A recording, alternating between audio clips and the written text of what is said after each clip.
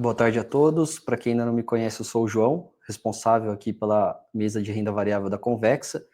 E esse vídeo aqui a gente tem o objetivo, né, de trazer um pouco do panorama do mercado aí no último mês, né? No caso, eu vou falar um pouco sobre abril, todos os acontecimentos aí diante de toda essa situação de guerra comercial nos Estados Unidos, melhora dos ativos de risco aqui no Brasil, né, e nos mercados latino-americanos de maneira geral. Eu vou começar falando agora sobre petróleo, agora aí na tela para vocês. Basicamente a gente viu, né, uma queda muito forte aí do petróleo, principalmente agora no começo de abril, né, onde a gente está aí no patamar de 62, 60 dólares mais ou menos, basicamente por causa de uma demanda chinesa mais fraca, né, a gente tem também uma deterioração do crescimento global, aumento, né, da incerteza geopolítica.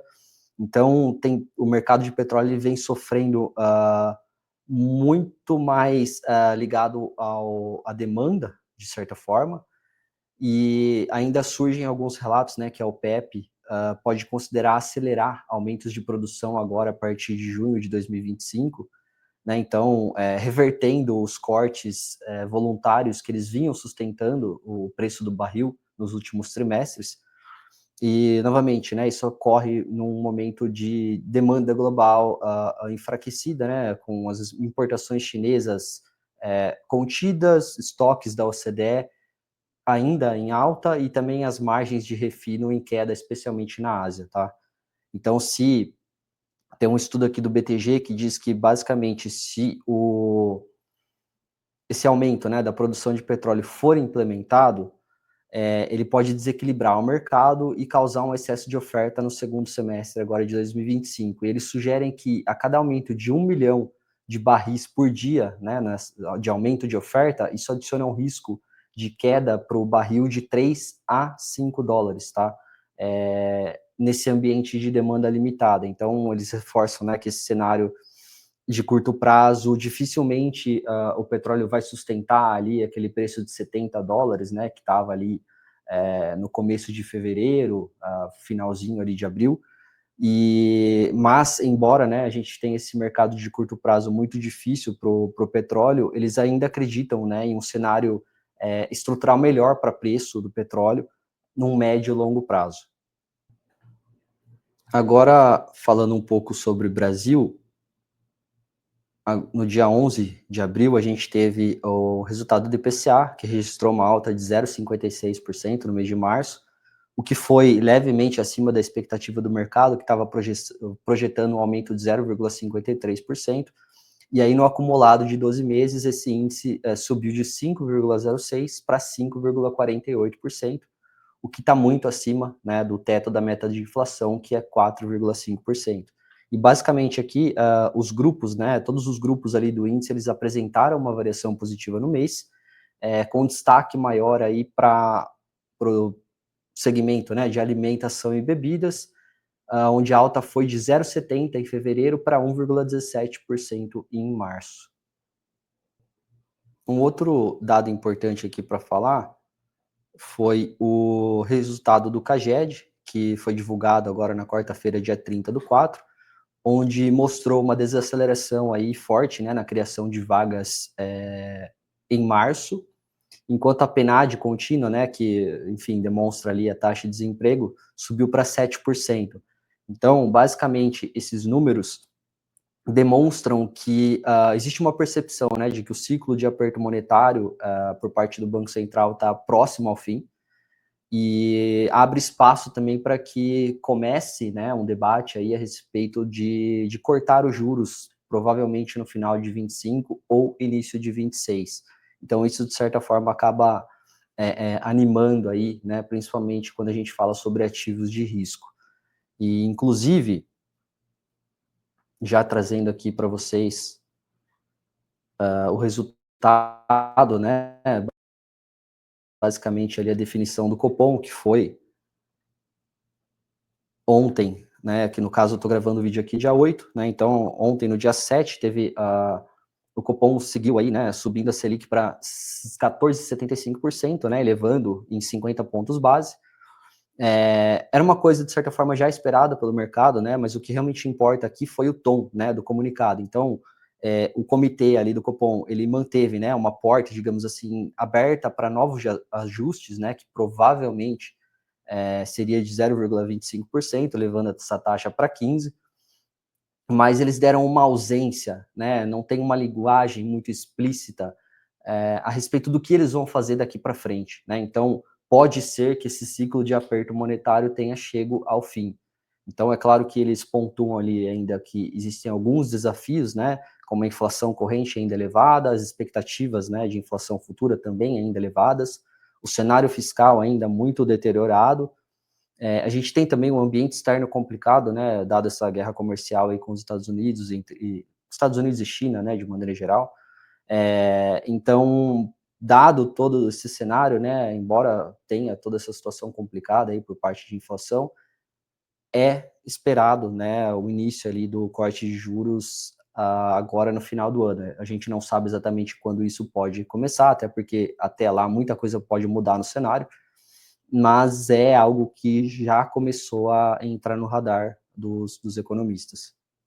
Bom, muito se ouviu falar aí sobre a guerra comercial, né, basicamente aí com a imposição de tarifas por parte do Trump, e tem um relatório aqui do BTG, basicamente ali pontuando, né, que o Brasil ele pode ser um vencedor aí diante dessa guerra comercial, principalmente entre Estados Unidos e China, né. Então, só para relembrar, né, lá no dia 2 de abril, o Trump ele anunciou, né, que os Estados Unidos ia impor uma tarifa universal de 10% sobre todas as importações. É claro que alguns países ali com taxas maiores, mas de certa forma esse anúncio, né, que inclui aí para o Brasil somente uma taxa de 10% foi melhor do que o esperado, né, colocando aí o Brasil em uma posição mais forte, né, do que os principais mercados emergentes asiáticos, principalmente como China e Índia, que teria uma imposição de tarifa maior.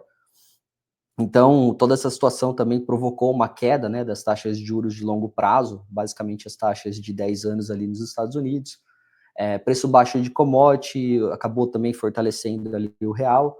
Então, tudo isso acaba ajudando o Banco Central nessa luta contra a inflação. Então, como eu falei aqui anteriormente, né, pode ser que a gente veja, né, uma queda da taxa de juros ali a partir de dezembro, início de 2026, dada toda essa situação.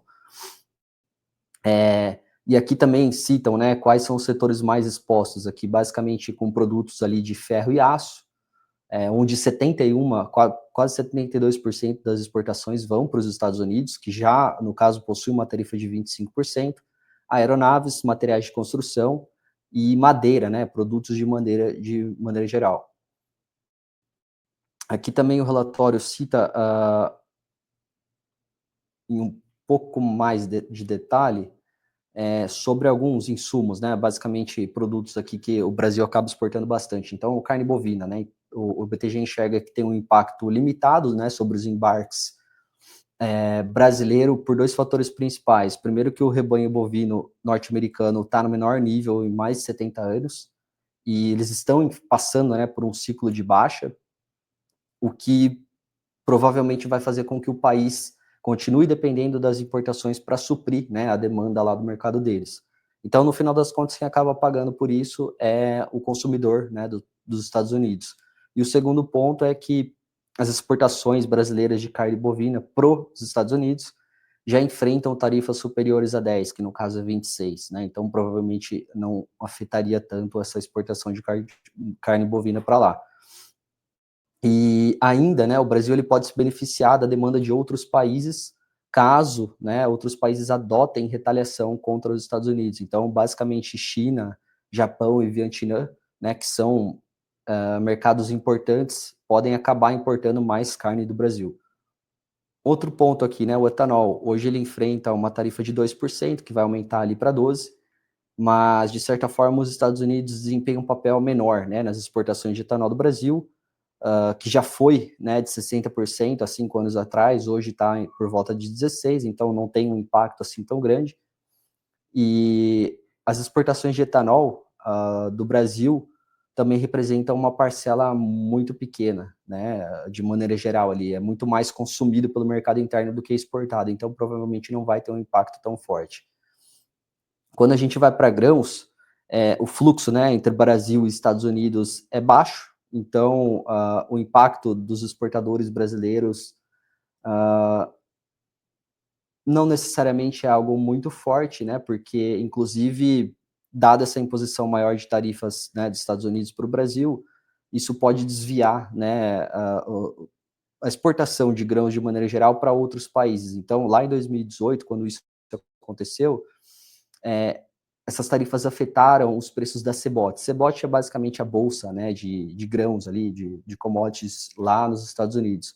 Então, isso afetou negativamente o preço das commodities lá e ocasionou um aumento da demanda pelos produtos brasileiros, fazendo com que a soja, digamos, no Brasil operasse com prêmio em relação à soja dos Estados Unidos, né? Então, a gente pode ter um aumento, digamos assim, ou um desvio, né, de compras de países como a China, por exemplo, deixando de comprar a soja dos Estados Unidos e comprando mais soja brasileira. E aqui para o nosso país, né, o minério de ferro é muito importante. Então, se a China é impactada, o Brasil também é, né? O minério de ferro ele é uma commodity muito alta, né, muito exposta ali à China, que corresponde hoje por cerca de 70% da demanda global. E além desse ambiente de comércio global mais desafiador, o mercado imobiliário chinês tem enfrentado dificuldades, reforçando a opinião de que um excesso de oferta de minério de ferro está se formando ali para o final, né, de 2025. Então, o BTG espera aí que os preços fiquem ali na faixa de $90 a tonelada, mais ou menos, tá? Só para trazer uma notícia aqui que fala, né, a respeito do que eu estava comentando ali no relatório, as tarifas, né, do Trump ali, elas podem abrir uma brecha para o agronegócio brasileiro, aumentar as exportações. Então, essas tarifas sobre os países asiáticos, somada às prováveis retaliações, né, que os Estados Unidos pode sofrer, pode gerar um reposicionamento, né, das rotas comerciais em que o Brasil poderia se beneficiar de dois lados, né? Então, primeiro ganhando espaço junto aos americanos ao substituir produtos asiáticos e também junto aos asiáticos ao suprir lacunas deixadas pelos Estados Unidos. Então, a exportação no Brasil pode aumentar tanto para os Estados Unidos quanto para a China, né, países asiáticos de maneira geral, porque a negociação, né, o comércio entre os dois países pode diminuir consideravelmente. Então, isso já aconteceu no primeiro mandato do Trump, então espera-se que isso possa acontecer novamente. Agora, falando um pouco sobre China, o PIB chinês cresceu aí 5,4%, né, no primeiro trimestre de 2025, e esse resultado revelou que a atividade econômica, né, ainda é saudável e foi impulsionada tanto pelo consumo interno quanto pelo aumento da exportação, né, de bens e serviços, que de certa forma foi favorecido por uma antecipação das importações por parte de empresas americanas, né, antes da implementação aí das tarifas. Então, muitas empresas anteciparam, né, produtos e, enfim, bens, serviços de maneira geral, com a expectativa de que as tarifas, né, ao serem impostas, eles teriam que pagar mais, né, por esses produtos. E apesar desse desempenho positivo, né, no primeiro trimestre, o BTG está projetando uma desaceleração, né, dessa atividade, principalmente a partir do segundo semestre, à medida que esses efeitos, né, das novas tarifas aí, que atualmente estão aí em 145%, né, é claro que essas tarifas, a cada dia que passa, elas mudam, né, então não dá para a gente afirmar aqui exatamente qual vai ser o percentual, né, da tarifa imposta de Estados Unidos para a China e vice-versa, mas enfim, esses efeitos eles vão começar a se materializar a partir do segundo semestre. Então, diante desse cenário, né, de choques e incertezas, espera-se que o governo chinês coloque em prática agora no segundo trimestre, né, de 25, um pacote de estímulos de 2 trilhões de renminbis, que foi aprovado, inclusive, já pelo Congresso Nacional do Povo, e eles têm o objetivo de mitigar aí parte desses impactos, né, tarifários que podem sustentar, e com isso, né, sustentar o consumo doméstico. Então, diante desse cenário, o BTG estima aí que o crescimento da China para 2025 seja de 4,5%, com viés de baixa, tá? Então, basicamente, essa revisão aí, ela se baseia numa avaliação de que o governo chinês ainda dispõe de alguma margem, né, de estímulo para, enfim, reacelerar a economia, mas que toda essa situação de tarifa ainda impõe aí uma contração, né, que no caso o PIB chinês fechou em 5% no ano passado, mas provavelmente vai sofrer uma queda aí agora em 2025. Agora, indo para Estados Unidos, aí na tela para vocês, a gente teve a prévia do PIB, que caiu aí 0,3% no primeiro trimestre de 2025, o que frustrou as expectativas, né, que eram de um crescimento de 0,4%, e essa leitura, de certa forma, merece algumas nuances, né? Então, esse recuo ele foi puxado principalmente por um salto nas importações. Novamente, aqui, como eu falei ali sobre a China, né, à medida que as empresas anteciparam compras para evitar o impacto das tarifas impostas pelo governo Trump. Ainda no dia 30, a gente teve também o PCI, né, que subiu 2,3% em março, em comparação ao ano anterior, e foi abaixo, né, do aumento de 2,7% em fevereiro. Aqui, olhando de maneira anualizada, tá? Na base mensal, os preços eles permaneceram inalterados, né, contrastando ali com o aumento de 0,4% em fevereiro. E aí, excluindo, né, custos de alimentos e energias, o núcleo do PCI, que é a medida ali mais importante para o Fed, ele ficou estável e desacelerou, né, para uma taxa anual de 2,6% ante 3% no mês anterior. Então, só relembrando aqui que a meta do Fed é 2%, né, então, com essa leitura, né, de certa forma, aí mostra que aos poucos a inflação pode vir aí a convergir aos 2%, que é a meta do Fed. E aí, né, só falando aqui sobre os gastos do consumidor, que subiram 0,7% em relação a fevereiro, o que indica, né, que o mercado de trabalho ali, de maneira geral, ali nos Estados Unidos ainda segue forte.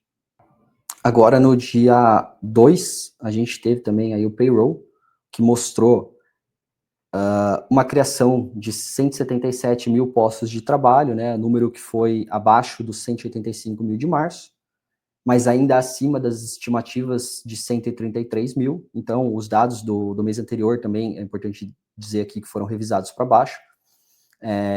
E a gente teve uma taxa de desemprego que foi mantida, né, em 4,2%. Do lado da remuneração, os rendimentos ali por hora aumentaram 0,2% no mês, o que ficou abaixo dos 0,3% previstos pelo mercado, enquanto a taxa anual de 3,8% também foi 0,1% menor do que o previsto.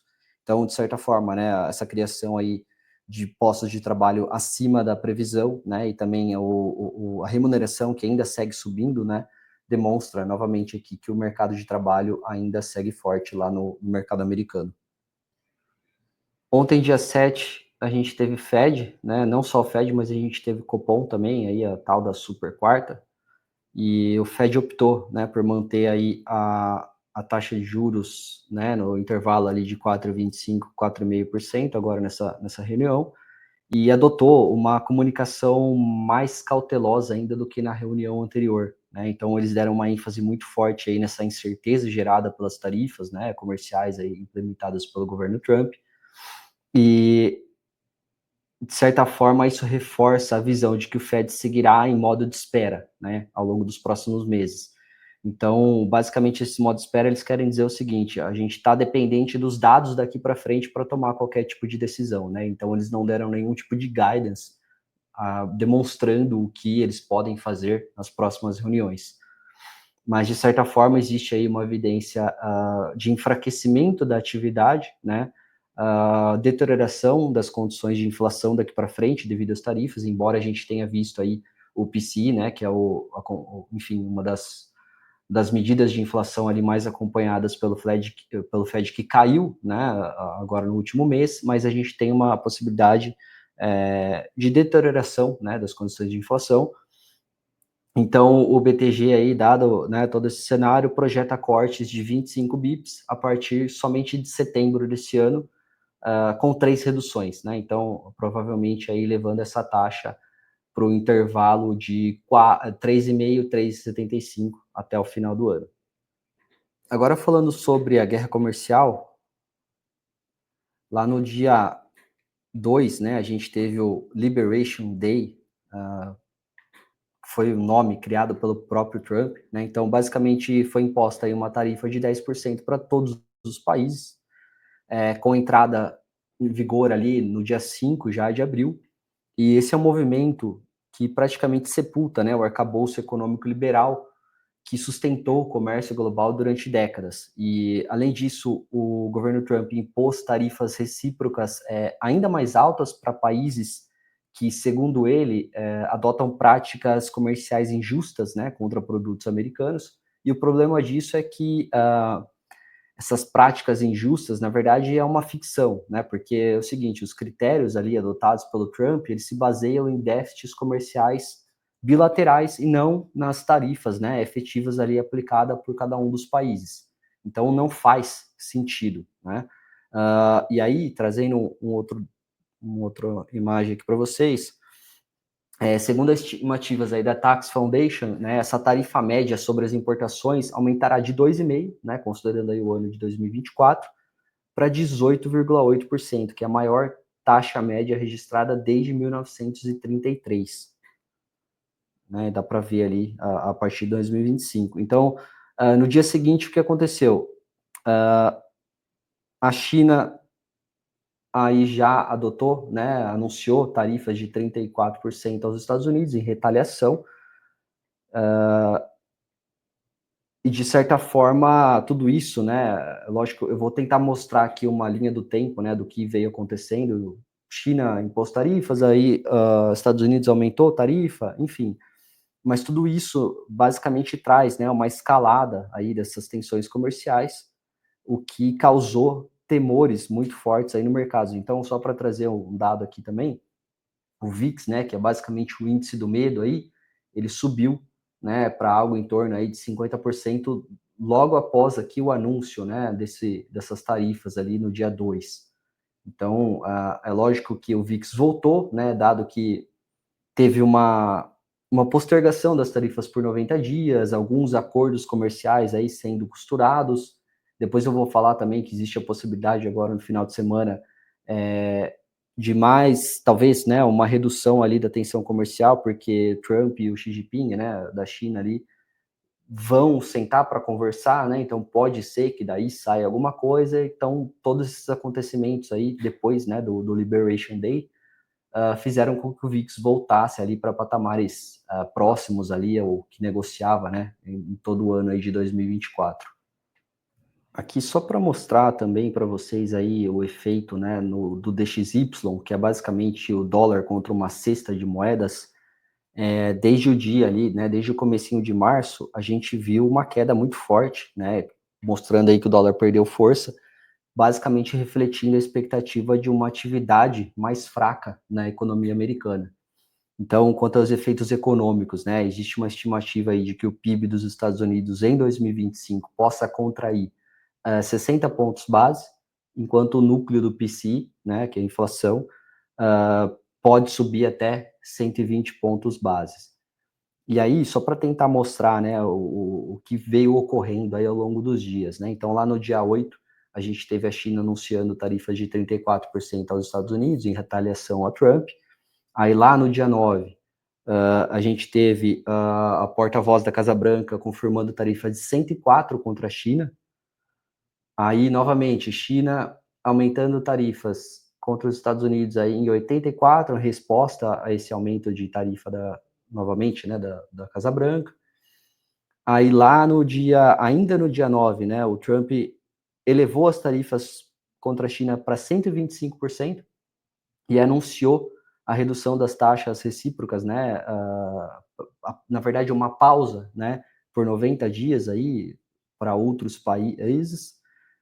E lá no dia 11, a gente teve também uma resposta da China, aplicando aí tarifas de 125%, né? Então, basicamente, né, uma troca de fogo aí, né, essa guerra comercial.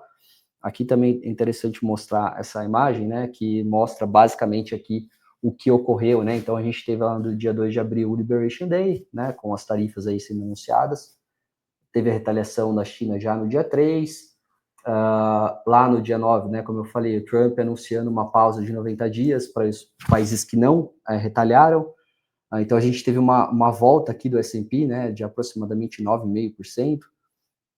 Enfim, né, esse vai e volta aí, essa troca de tarifas entre os dois países, e isso fez com que o dólar subisse aqui, né, levemente, enquanto o S&P no período, né, desde o dia 2 até o dia 17 de abril, tivesse uma queda aí de 5,5%. Eu vou mostrar aqui também para vocês o gráfico do S&P desde o começo de abril, tá? Então, né, basicamente aqui, ó, a gente teve o anúncio, né, das tarifas recíprocas. Aí, quando eu falei aqui do dia 9, né, que teve essa volta aí, com o S&P subindo 9,5%, caiu de novo aqui, veio para casa dos 5.100 pontos, 5.150 pontos, e agora voltou ali, né, mais ou menos ao mesmo patamar do anúncio das tarifas recíprocas, basicamente por essa pausa, né, que ocorreu ali de 90 dias nessas tarifas para os outros países que não retalharam os Estados Unidos, e também por essas possibilidades de acordo, né, daqui para frente. Então fez com que as bolsas aí no mundo todo tivessem um desempenho melhor agora aí no final de abril e comecinho de maio. Mas basicamente qual que é a conclusão aqui, né, de toda essa situação aí das tarifas? Não é querer dizer que as tarifas são certas ou erradas, o problema é que o comportamento, né, no anúncio aí dessas tarifas, ele tem sido muito errático. Então, fica uma indagação, né, será que essa guerra tarifária do Trump, ela tem um objetivo econômico real, ou é apenas uma ferramenta política disfarçada de estratégia, né? E aí existe um debate onde, né, dizem que toda essa imposição aí das tarifas que o Trump basicamente ele quer conseguir rolar a dívida americana, né, a uma taxa de juros mais baixa. Por quê? Porque se eu crio um ambiente de recessão no mercado americano, as taxas de juros mais longas, né, as de 10 anos, no caso, elas têm que cair. E ao cair, eu consigo pegar toda aquela dívida, né, aquele estoque de dívida que está ali, e eu consigo rolar, né, ou atrasar essa dívida a um custo mais baixo, né? Então, claro que são só ideias, a gente não sabe exatamente qual é a motivação aí do Trump ao adotar todas essas tarifas, mas é algo que vem sendo ventilado no mercado, né, e é uma possibilidade, tá? Embora, né, tenha todos os riscos aí de causar uma recessão muito forte, né, e não necessariamente alcançar o objetivo que ele estava querendo desde o início.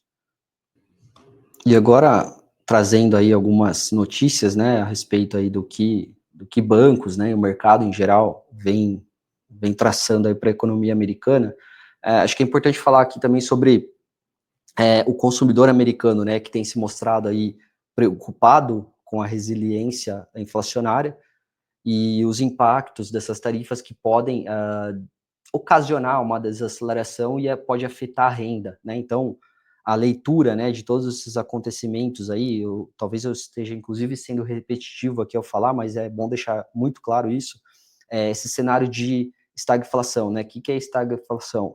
Basicamente, eu tenho uma desaceleração no nível de atividade econômica, né, provavelmente ocasionando uma recessão, e mantendo, né, a inflação em alta, né, ou acima da meta do Fed. Então é um cenário muito ruim, de maneira geral.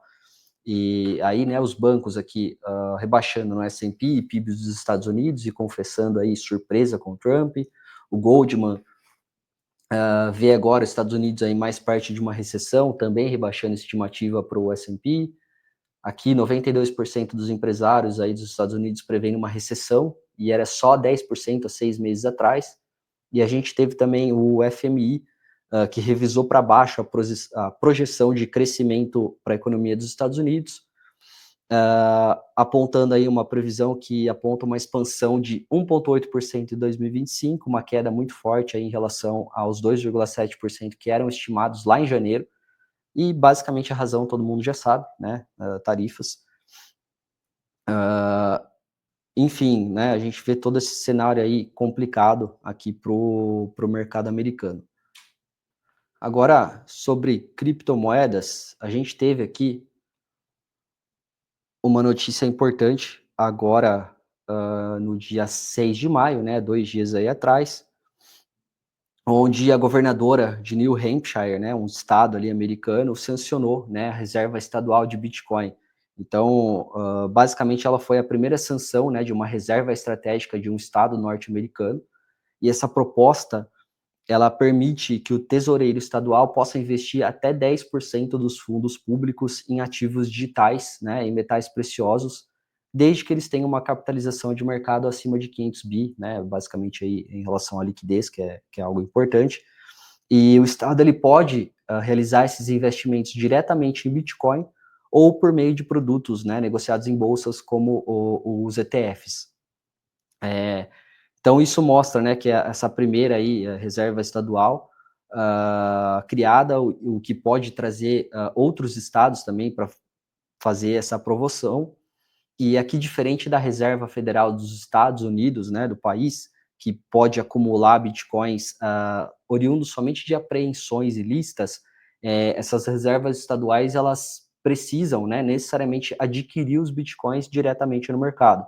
Então, isso representa centenas de milhões de dólares em pressão compradora, né? Então, a gente viu aí o Bitcoin agora, né, principalmente hoje aí subindo mais ou menos 5% agora, tá voltando aí para operar acima dos 100 mil dólares, muito próximo à máxima histórica ali que aconteceu, né, no início do ano, próximo aí de 106, 107 mil dólares. Então, né, só dizendo aqui, né, muita gente ficou com medo ali quando o Bitcoin voltou para 75, 80 mil dólares, mas enfim, às vezes é legal aproveitar essas quedas aí para realizar algumas compras, né? Porque, enfim, para o médio e longo prazo ainda o Bitcoin ainda parece um ativo muito promissor.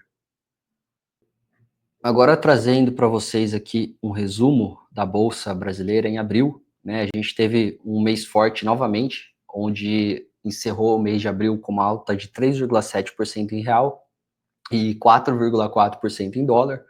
E no acumulado do ano, as ações brasileiras sobem 22% em dólar, né? Um desempenho que não é muito diferente do que a gente está vendo em outros mercados latino-americanos. Então, só para citar aqui, o Chile subiu 25%, a Colômbia 24% e o México 21%. Mas resultado muito diferente, né, do S&P, que caiu 5% aí no acumulado do ano, tá? Então, só para trazer aqui agora uma outra imagem,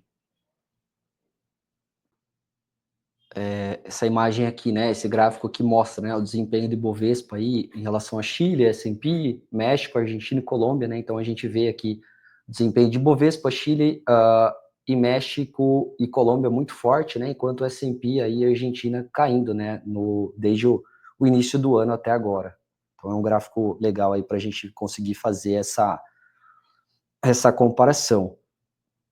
E basicamente o que trouxe, né, esse alívio aí para a nossa bolsa foi uma perspectiva de corte de juros nos Estados Unidos, né, como eu mencionei anteriormente, a expectativa aí de 75 bips de corte lá para o final do ano, e isso acaba aliviando também a nossa curva de juros local, que já está precificando uma Selic abaixo de 13% a partir ali basicamente o segundo trimestre de 2026, né? Então, esperando aí um ciclo de queda, né? Esse cenário acaba favorecendo aí os ativos de risco. Então, de certa forma, aí o Ibovespa ele se descolou, né, desse pessimismo ali que dominou Wall Street, e a gente tem visto, né, um interesse crescente aí pelo Brasil entre investidores estrangeiros, principalmente por uma rotação, né?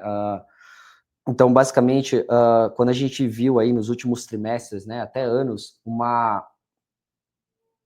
um desempenho muito forte das Mag 7, né, que é basicamente aí as 7 maiores empresas de tecnologia lá nos Estados Unidos, que tiveram um desempenho assim astrondoso.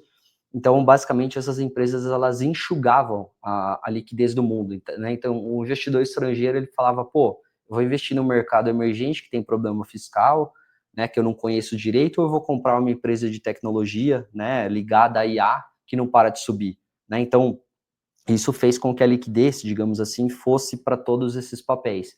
E agora a gente está vendo essa reversão, né? Então, muita gente vendendo, né? Muito investidor vendendo a Mag 7, né? Que são essas empresas aí, a Apple, né? A própria Tesla, enfim, a Nvidia, e aí fazendo essa rotação para mercados emergentes, né? Então, ele vê uma bolsa brasileira, por exemplo, com múltiplos atraentes, né? Com uma possível mudança no cenário político em 2026, que pode ter aí uma responsabilidade fiscal maior, né, do que o governo atual. Então, tudo isso acaba trazendo, né, o fluxo para mercados emergentes. E aí, o BTG até aponta aqui, né, que para que essa recuperação da bolsa continue, a gente precisaria ver uma queda das taxas reais de longo prazo, né? Então, e essas taxas cairiam se o governo atual decidisse implementar medidas que reduzam, né, a expansão da dívida, o que é difícil de acontecer, e essas taxas também podem cair se os players, né, de mercado, né, bancos, enfim, grandes investidores, prevejam que o próximo governo do país pode enfrentar, né, de maneira mais séria esse aumento de dívida. Mas ainda é muito cedo, né, para a gente falar ou tecer qualquer tipo de afirmação aí sobre as próximas eleições, né, dado que ainda tem muito tempo para acontecer. E um outro ponto que pode ajudar é que as taxas de longo prazo dos Estados Unidos continuem caindo, né? O que vai fazer com que as nossas taxas aqui também caiam. Então, né, tem todas essas variáveis aí que precisam, né, ajudar a nossa bolsa aqui para continuar performando bem. Trazendo uma última notícia aqui para vocês, hoje, né, dia 8, a gente teve aí um acordo comercial entre Estados Unidos e Reino Unido, e possivelmente, né, China e Estados Unidos vão negociar agora nesse final de semana. Eu já até mencionei isso anteriormente no vídeo. Disseram aí, né, que essas negociações aí podem ocorrer na Suíça, né, que vai sediar aí um encontro comercial de alto nível entre os dois países, onde a gente não tem, né, não dá para saber qual seria a resposta aí de Pequim em relação a toda essa situação.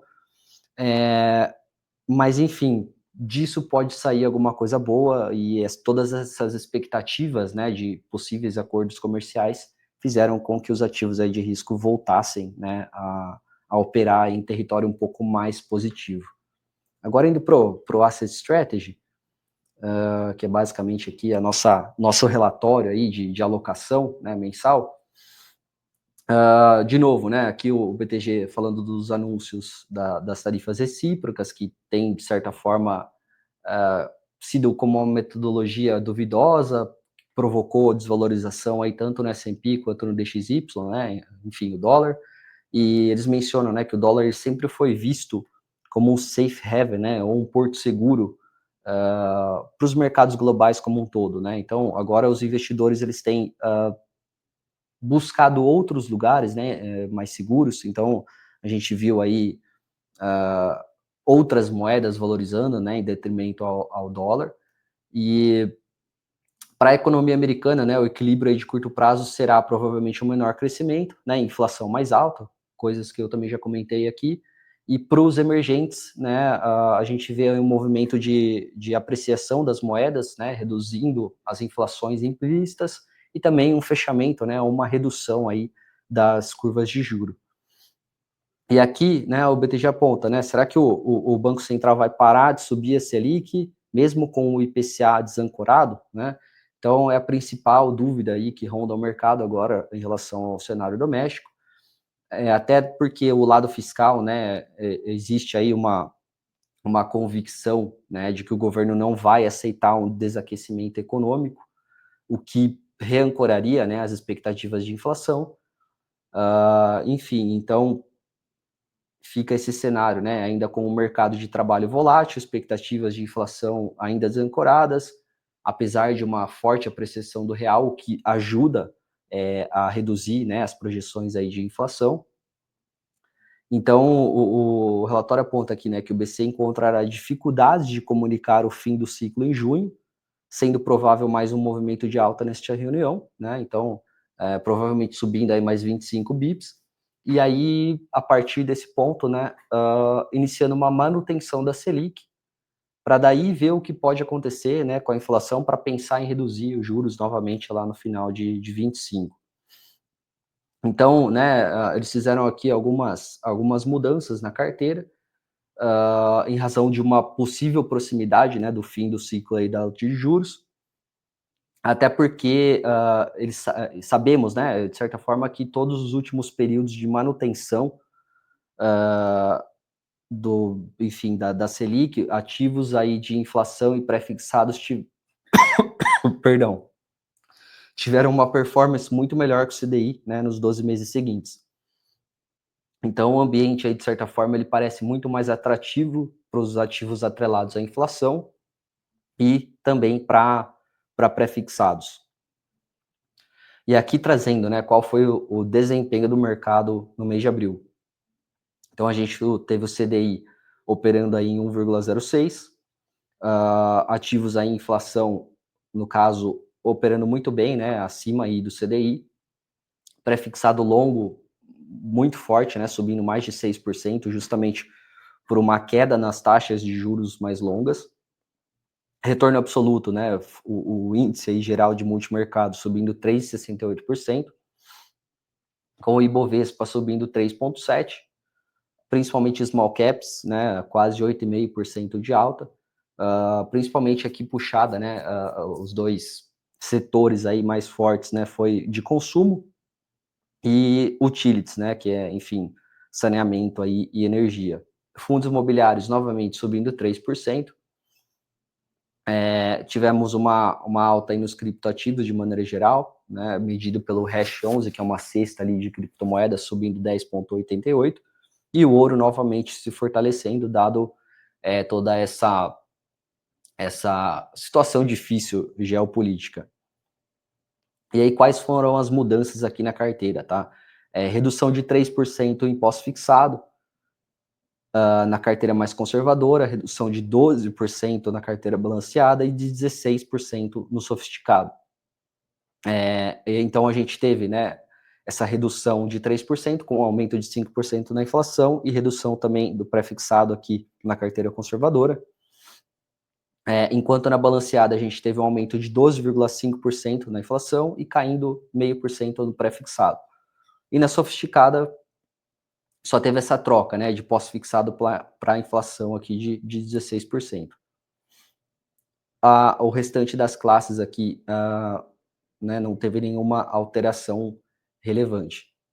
Em relação à renda variável, a gente teve uma recuperação muito forte da bolsa, então eles seguem ainda com uma exposição baixa, né, em razão dos fundamentos macro a indicar um ano de baixo crescimento real e uma inflação ainda alta, né, assim também como as taxas de juros. E aqui o BTG fala, né, que o movimento aí do primeiro trimestre se deu majoritariamente pelo fluxo estrangeiro para B3, dizendo novamente aqui que o movimento não é exclusivamente brasileiro, né, dado que outros países aí tiveram uma performance muito forte. Então, eles acreditam que os fundamentos macros vão se sobressair, né, em relação à dinâmica, para a dinâmica do Ibovespa, né, e eles destacam aqui também que toda essa situação da política tarifária pode impactar alguns setores e algumas empresas brasileiras, né. Então, basicamente, resumindo aqui, né, eles dizem que vão manter a exposição, né, até porque a gente pode ter uma melhora de cenário e aí capturar algum movimento de cauda aí no cenário base. Bom, esse mês é isso, muita coisa aí para falar, o mercado absurdamente volátil. Então, se você ficou com alguma dúvida a respeito de algum ponto específico, entra aí em contato com o seu assessor, deixa um like aí, e também, né, se possível, compartilhar aí com quem gosta de mercado ou quem quer aprender um pouco mais. Eu agradeço. Obrigado, pessoal, e até a próxima.